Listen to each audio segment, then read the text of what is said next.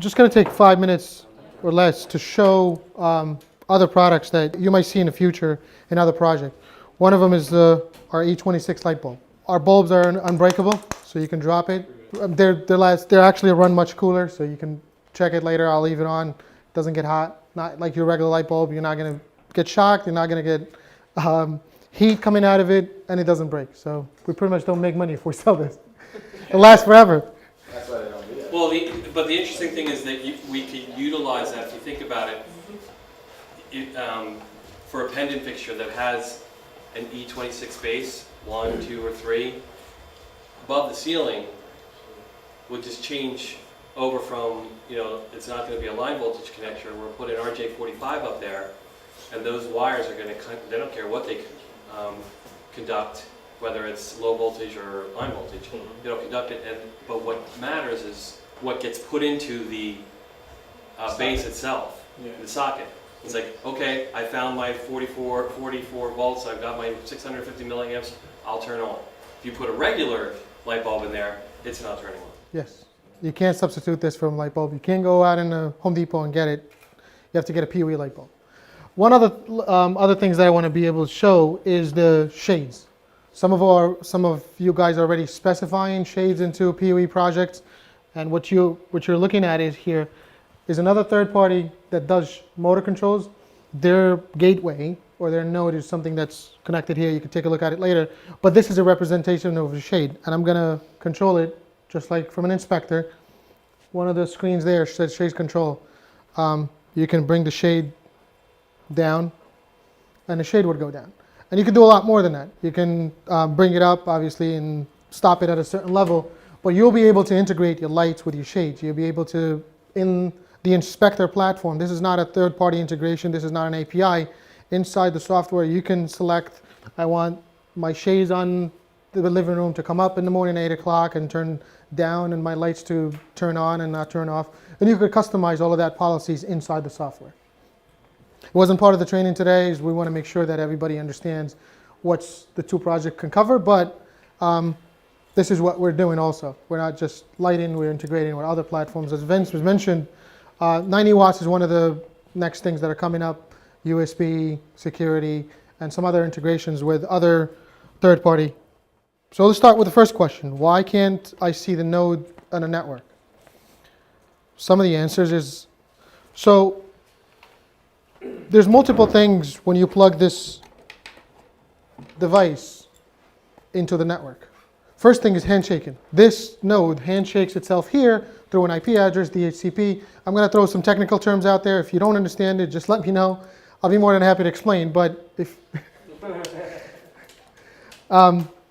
DHCP is a way of negotiating IP addresses. It's like me telling you my name is AK, you tell me your name is Alex. I identified myself to you, you identify yourself to me, and we made that connection. This is what this device does. It gets plugged in, it says to here, I am XYZ with this serial number, please put me on a network. Well, if you go to the network and you look at your serial numbers and you can't find that node, most likely you didn't tell this node that you have to talk to this inspeXtor.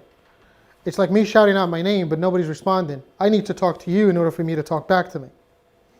It might be talking, but nobody's listening.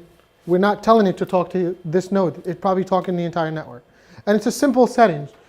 Inside inspeXtor settings of the page under support, you'll be able to just say apply, and all the nodes now know to talk back to that IP address. How do I know the node is powered? So, a few things. When you plug a node in,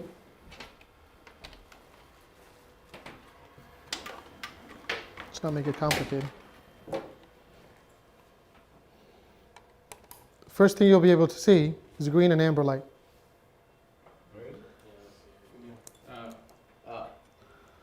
Where I plugged it, the light where I plugged it would actually turn on. The green is solid and the amber is flickering. This is the exact same behavior as your laptop, as any device on a network. So it acts the same way. You plug your PC, if you look back and you plug it, the same exact behavior. So we're not changing from the industry. However, we have other lights that we're identifying. If there's an error, this device can't talk. It can't tell you what the error is. But what it'll tell you is it will actually blink certain LEDs in a certain pattern for you to identify, okay, what actually is wrong. Because if you're plugging it in and you just see that and you think everything is okay, it's not okay. We're not there yet. It's okay up to that point. It's okay up to here. This means that this is actually receiving power. That means you did a good job from here, or whoever installed it did a good job from here all the way to the switch. Doesn't mean that we're past that point. So once this is plugged in, this amber light right here, and the green light, the amber light will flash about 20 times if it negotiates LLDP. What is LLDP? Lower discovery protocol. Lower level discovery protocol. Lower level discovery protocol. It's a proprietary, yes, I'm going to get into that. It's a proprietary word for Cisco to say they grant you power. Only Cisco has that term. What it means is if your device negotiates that LLDP, that means it's certified to grab 60 watt. That's all it means. That's actually standard in any PoE system you're going to install, and any PoE system, what I mean by any PoE system, it could be camera, shades, lights, other competitors. It's a standard in the industry. So it's one other term to take home with you if you're going to do PoE going forward. Doesn't matter if it's lighting or any other platform. Lower level discovery protocol, LLDP. So when the device negotiates that, you'll be able to see this green light. This product doesn't have it today, but the device being shipped to the job site will have that. This green light will flash once on and off. If it flashes like a heartbeat, on, off, everything is okay. Any other pattern, things are not okay. So it's easy as, you know, if somebody's awake, their heart is moving, or their heart is beating. If it's beating okay, things are fine. Any other pattern, you can go back to your cheat sheet and look up the code and find out, okay, if it flashes in this pattern, what does that mean? So how do I look up the node in the software? And some of you already mentioned this. Let's say I take quite a few of these and I deploy them all over the place. And now it's time to commission. But I did, how many fixtures were there? How many nodes? 400? Assume 400 on a job site. And you did 399, and there's one single one that I have no idea where did I drag it, where I dropped it, and I made this huge list in the inspeXtor of all these rooms and all these nodes. We made a search bar. You can go there and search by a serial number. And it's under support.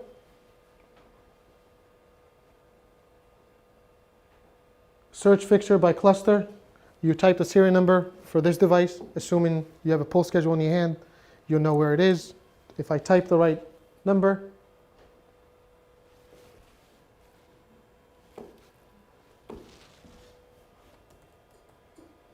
and I hit lookup, it'll tell me where it is, the last time it reported, and what IP address it has.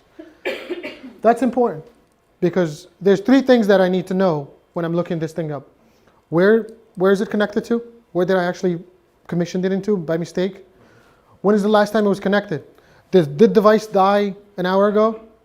Did it not respond 2 minutes ago? Or was it never on? And then what IP address it has, that's step number 2 for an expert to come in and look up that IP address and find out. Maybe it can ping it from a terminal. But the idea is, it's like a search bar. You look up that device, you find out where it is. Because I've seen it in the field so many times where people, by mistake, drag a serial number, and 8 looks like a 0 to them, and they put it in the wrong spot, in the wrong cluster, and then they come and find out that it's not in the right room. Why does the node keep cutting off? Number 4. Why does the node keep cutting off and after the light, cutting off after turns the light on? So, for example, if the node never got LLDP, lower level discovery protocol, and it's in the ceiling, I have no idea if it did or didn't. How do I know, right? And I'm not going to open the ceiling to find out if this thing is flashing like a heartbeat. I don't want to do that either. You'll find out if you press the on button and this thing never got granted 60 watt or 48 watt, and you try to pull 48 watt out of it, it'll stop. It'll blink on, off. So you'll automatically find out that if you press the on button and the light goes on and then shuts right immediately off, that device never negotiated LLDP. Most likely there's one single wire inside the cable that's off and not connected. That also happens. So if LLDP is not negotiated or isn't granted, you're not going to get the full power. So you can light the light, you can press up button, you might get a little bit of power, but you're not going to get the full power. So that's something to look for when you're in the field trying to troubleshoot, and you press the button and every light turns on except one keeps on, off, on, off. This may be as simply as that cable is not certified all 8 pairs. How can I verify the node is in the correct cluster? We did that in lab 2. If you drag your node into the right cluster, you go to mobile control. If I control that room and every light turns on and off, I'm okay. I'm okay. I did the right thing. If it doesn't, then I can troubleshoot backwards. How to assign a wall switch to another cluster. So let's say I have an application where there's 2 rooms next to each other, or a hallway that's going 90-degree angle. And I have only one wall switch that's connected, let's say, on the first node. But I want that wall switch to control this side of the hallway because they might be coming in either direction. They press the on button, both sides turn on. It's a simple drag and drop. This time you're not dragging the node itself, but if you click on the node, you'll see there's elements in there.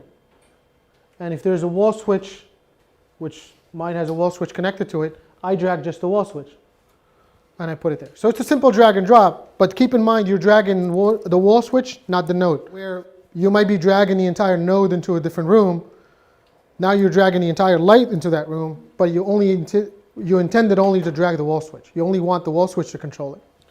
The next question is, how do I reset the node tag? And this question popped up. Can I take this from here today and this exact one and put it in building 9 and it'll work? No. It has no idea what that networks look like. So it's like any other device, there's a reset button. We don't have a reset button, but we do it through this. You press the off, cancel until all the buttons are on. Now, in this case, we only have one button. So if I keep it on for about a minute, this light will stay on. If I do it to that one, all 3 lights will stay on. And this is not visual, but I'm going to try to attempt to do it here so you guys can see. I'm going to keep my finger there for about a minute. The reason why we made it this long is because we don't want accidentally somebody to keep their hand on the cancel button and find out, okay, why am I now reprogramming the lights? So now this wall switch is actually in program mode. I can do 3 different things, actually 5 different things with that, 3 different things with this, depending on the button. So one of the things I can do is I can reset this node now by pressing scene 1. If you don't cancel out of it, it'll time out. So if you press scene 1, you factory reset this node. Now I can take it, do that, grab this thing, put it anywhere in the network, and it will identify itself. You always have to reset it. No, if you're changing from one network to another one, you always have to reset it? Absolutely. That's a good question. Very important that if you don't reset that node, it won't know where it is. It has to now become in a discovery mode where it's now saying, I'm new to this system, I'm new to this network, I need to identify itself, please inspeCtor give me an ID, and then let's negotiate. And that is critical, because if you take any device, any of these, and you take it and put it in, and it's easy, because if you're doing building 9 and building 11, and you just swap them and think that they're going to work, they won't work. I send one from here. If we send it from factory, we try to send it reset ready. You don't have to reset it in the field, but it's best practice to do it just in case. On the way was not. Can you reset it once you put on a new building, or you have to reset it before you take it from building 9, for example, to building 1? No, if it's installed. Let's say I take it and put it in 11, and I reset it in 11. Oh, okay, got it. Yeah. You reset it in the network that it's supposed to be. So that way when it negotiates properly. Now you could do more than just assigning it. And one application is Millville. In Millville, we have a 1-bedroom, 1 node, 2 wall switches, and we're controlling a bathroom and a living room. How can I do that? How can I control 2 wall switches? How can I have 2 wall switches controlling the same node, but controlling individually 2 different drivers? Does everybody understand that? Each button for a specific place? Yes. Specific, easily for the industry, and I'll repeat that. Thank you, though. That was a good catch. So what if I have two of these, one of this, and I have two physical entities, like a bathroom and a living room. Nobody wants to walk in the bathroom, turn the lights on, and the entire house turns on, living room and bathroom, and vice versa. So what we've done is the ability to, I'm going to have, wish I have another one. If I have two of these, this is connected to the living room. I press the off button, cancel button up until the light turns on, and I have the choice between up and down. Up means that this, if I press up, this wall switch would only control this side. If I press down, that wall switch would only control this side. So now in the software, I'm telling it, no matter where you are, you're going to control only the bathroom. No matter where you are, you're only going to control the living room. And you could do this live.